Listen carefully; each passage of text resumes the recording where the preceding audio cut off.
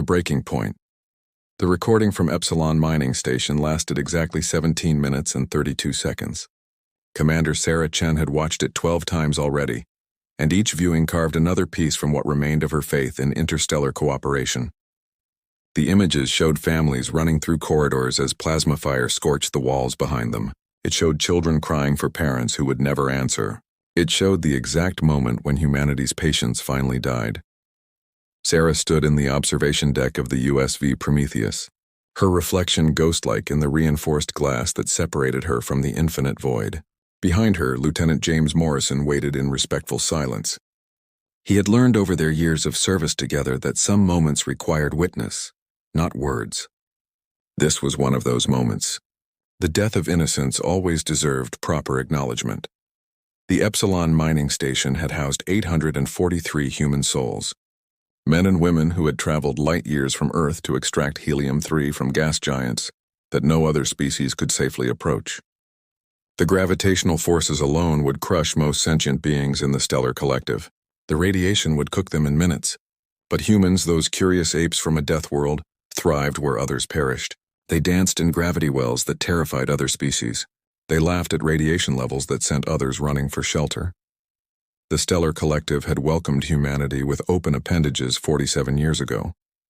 Sarah remembered the celebrations on Earth when first contact was established. She had been a child then, watching the feeds with wide-eyed wonder as Ambassador Marcus Reed shook hands with beings that looked like crystalline trees, floating octopi, and sentient clouds of energy. The galaxy had seemed so bright, so full of promise. Humanity was no longer alone, and the universe was eager to embrace them. What humanity did not understand then was that embrace was not friendship. It was acquisition. The stellar collective did not see partners when they looked at humans. They saw assets.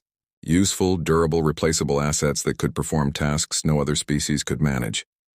Within 5 years, human workers had become the backbone of the collective's most dangerous industries. Mining operations in hostile environments, deep space construction in radiation fields, exploration of worlds classified as uninhabitable by every other species. The compensation had seemed fair at first. Access to advanced technology, medical knowledge that eliminated most human diseases, faster-than-light travel that opened the stars to humanity. Earth's governments had signed treaty after treaty, each one promising prosperity and progress. What they were really signing were contracts of servitude, dressed in diplomatic language and sealed with empty promises. Ambassador Marcus Reed had spent 30 years trying to change things from within the system.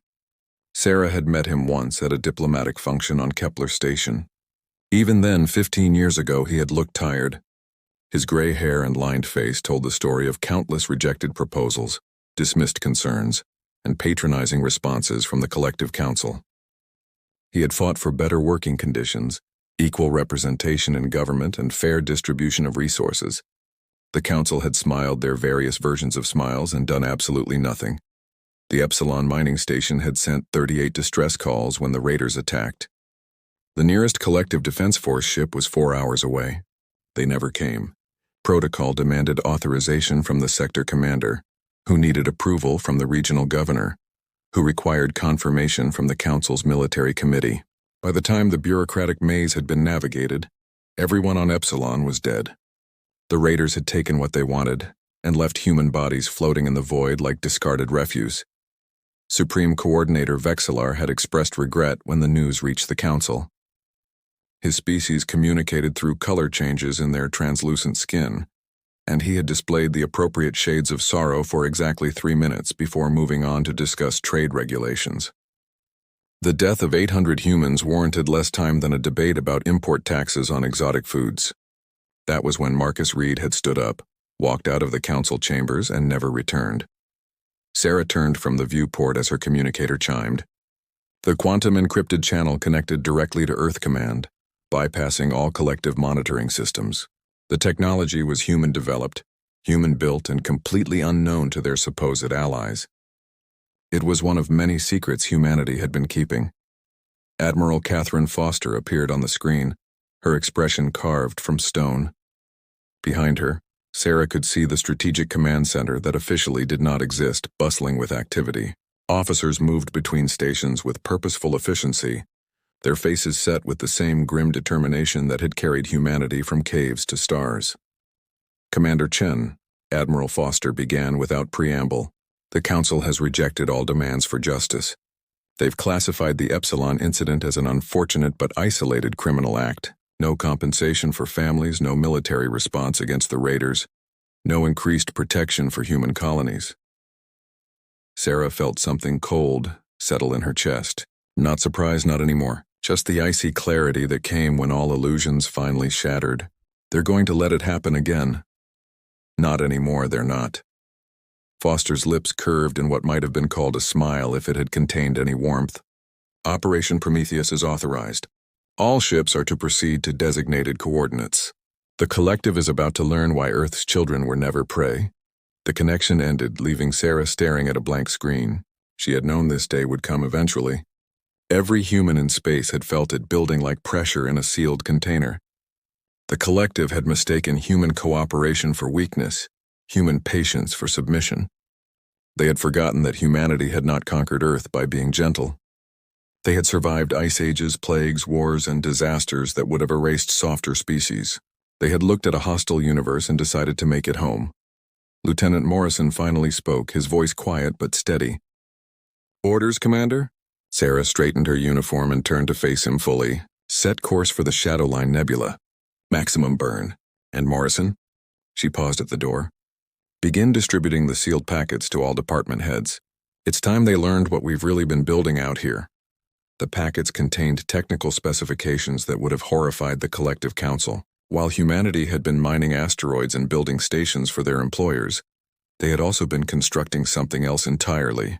Every excess kilogram of metal, every unreported energy reading, every classified personnel transfer had been part of a plan decades in the making. Hidden in the sensor-blocking chaos of nebulas and asteroid fields, humanity had built a fleet. Not the small patrol craft the collective permitted them for local security. Real warships, designed with human sensibilities and human purposes. Ships that did not waste space on diplomatic lounges or recreational gardens. Ships that understood that space was not a place for peaceful exploration, but a battlefield where only the prepared survived. The USV Prometheus was one of 1,200 such vessels, scattered across human space and waiting for the call to action. As the Prometheus engaged its quantum drive, Sarah thought about the families on Epsilon Station.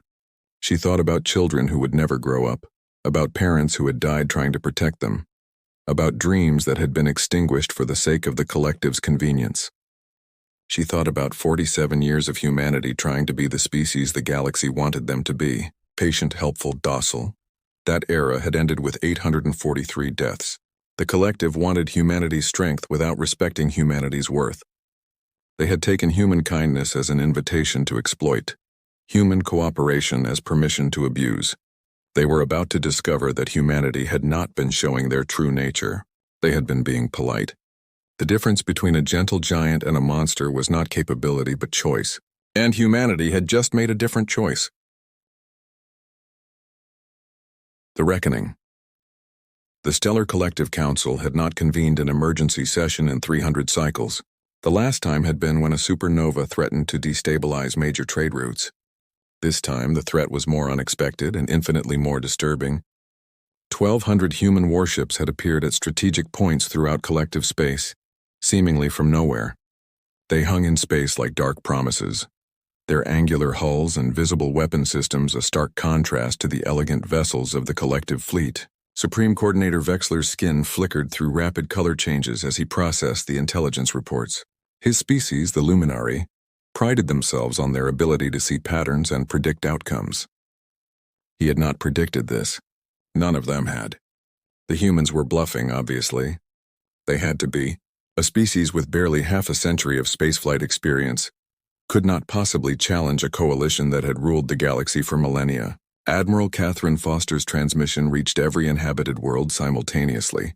Her face appeared on billions of screens, her voice translated into hundreds of languages. She stood on the bridge of humanity's flagship, the USV Retribution, and her presence filled the frame with an authority that transcended species boundaries. Behind her, human officers worked at stations that displayed technology the collective did not recognize. "For 47 years," she began, her voice carrying the weight of accumulated grievances. Humanity has served the Stellar Collective. We have mined your asteroids, built your stations, and died in your wars. We have given you our sweat, our blood, and our children. In return, you gave us scraps from your table and called it generosity. You gave us promises you never intended to keep and called it friendship. You let 843 humans die because saving them was inconvenient. And you called it an unfortunate incident. She paused, letting the words sink into billions of minds across thousands of worlds. That ends now. Humanity withdraws from the Stellar Collective effective immediately. Any attempt to prevent our departure or harm our people will be met with immediate and overwhelming force. We are taking our colonies, our ships, and our future. You have 6 hours to evacuate any collective personnel from human territories. Vexillar's subordinates erupted in shocked communications, their various forms of expression creating a cacophony of disbelief. The Gorthani representative slammed his forearms on the table, his warrior culture affronted by what he perceived as human arrogance. This is absurd. Destroy them immediately. Make an example that will last 1,000 cycles. The collective fleet numbered over 10,000 vessels. Surely overwhelming numerical superiority would end this uprising before it truly began. Vexillar authorized the deployment of the 3rd and 5th Armadas, 500 ships each, to confront the human vessels at Meridian Point, the crucial junction between human space and the collective core worlds. If humans wanted to leave, they would have to go through the most heavily defended checkpoint in the galaxy. Commander Sarah Chen watched the collective armada arrange itself in classical formation through the Prometheus's advanced sensors. 500 ships forming perfect geometric patterns, their shields shimmering like soap bubbles in space. It was beautiful in the way that obsolete things often were, like cavalry charges or sailing ships. The collective had not fought a real war in centuries. Their conflicts were ceremonial affairs, resolved through negotiation and display rather than actual combat. Humans had never forgotten how to fight. Earth's history was written in blood and struggle, and that knowledge had been refined rather than abandoned among the stars. While the collective built ships to impress and intimidate, humans built ships to kill. The difference was about to become catastrophically apparent.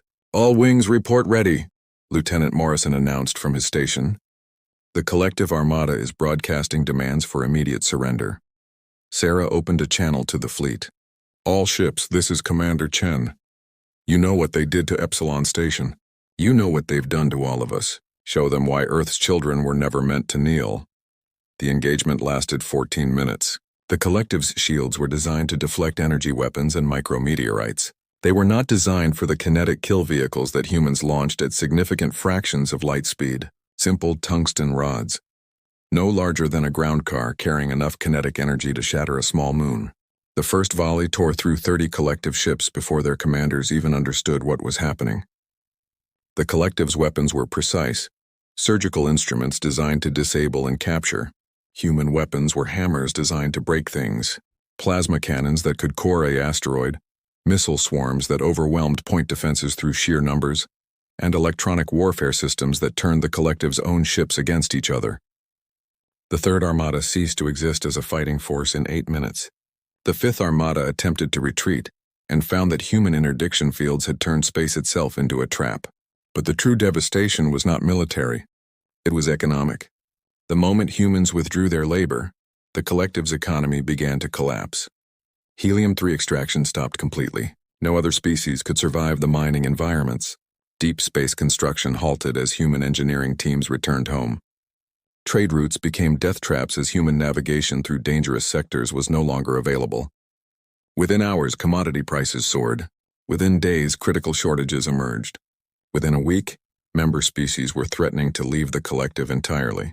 Vexillar found himself presiding over the dissolution of a galactic government that had endured for 3,000 years. His own species, dependent on rare elements that only human miners could extract from high-gravity worlds, faced potential extinction within a generation. The collective had built their entire civilization on the assumption that someone would always be willing to do the dangerous work. They had never considered what would happen if that someone said no. Ambassador Marcus Reed returned to the council chambers one last time. He looked different somehow, though nothing physical had changed. Perhaps it was the way he carried himself. No longer seeking approval or understanding, he was not there to negotiate. He was there to dictate terms. Humanity will trade with species that treat us as equals, he announced to the emergency assembly. We will defend those who defend us. We will help those who help themselves, but we will never again be your servants. We will never again die for your convenience. We will never again accept less than what we are worth.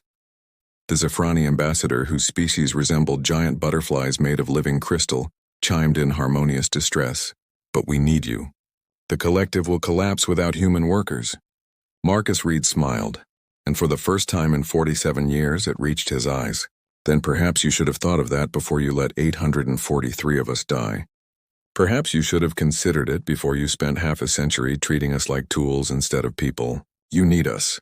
We don't need you. That has always been true. The only difference is that now we know it.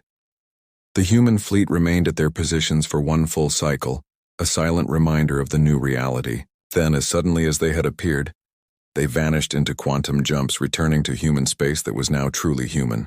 They left behind a galaxy forever changed, a collective scrambling to adapt, and a message that would echo through history. Humanity had come to the stars with open hands and hope.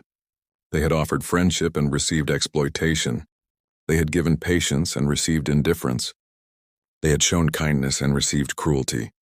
But when the gentle giants finally stopped smiling, when Earth's children finally said enough, the galaxy learned a truth that humanity had always known. The difference between a protector and a destroyer was not power but purpose. And humanity had finally found their purpose among the stars, not as servants or tools or conveniences, but as what they had always been on Earth: survivors, warriors, humans. The stellar collective would eventually adapt. New technologies would be developed, new methods discovered, but they would never again look at humanity with dismissive superiority. They would remember the 14 minutes at Meridian Point. They would remember the economic collapse that nearly destroyed 3,000 years of civilization. Most of all, they would remember the lesson written in the void, where 843 humans had died. That kindness was not weakness. The patience was not permission, and that humanity's greatest strength had never been what they could endure, but what they could unleash when they finally chose to stop enduring.